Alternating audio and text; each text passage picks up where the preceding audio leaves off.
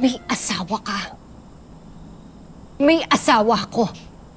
Ano pinagsasasabi mo? Yan ang nararamdaman ko sa'yo. Matagal na akong nagdi-deny sa sarili ko. Alam mo ba yan?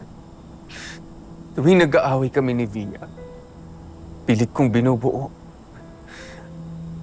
Kino-convince ko sarili ko na si Via ang mahal ko. Pero alam ko sa sarili ko na niloloko ko lang sarili ko. Dahil ikaw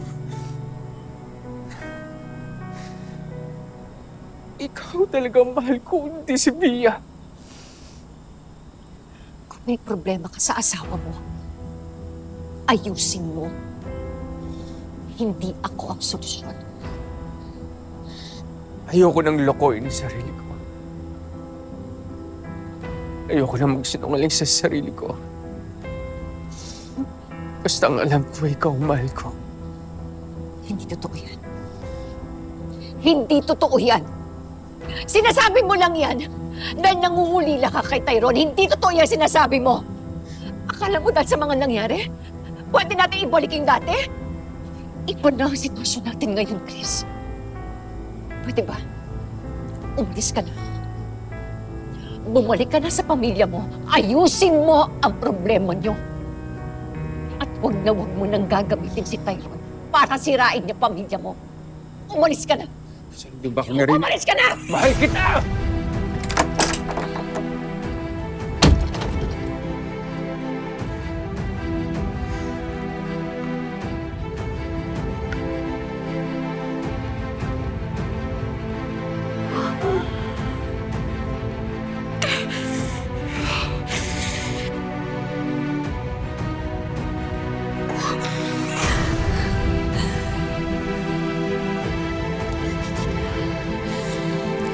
Hindi na mauulit ang pagkakamali niyo.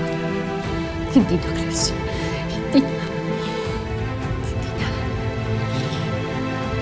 Hindi na.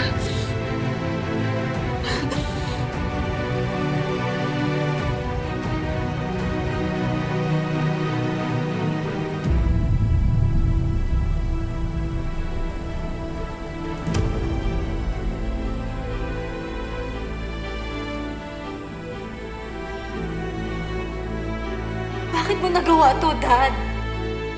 Ang taas-taas ng respeto ko sa'yo eh. Bakit mo niloko si Mommy?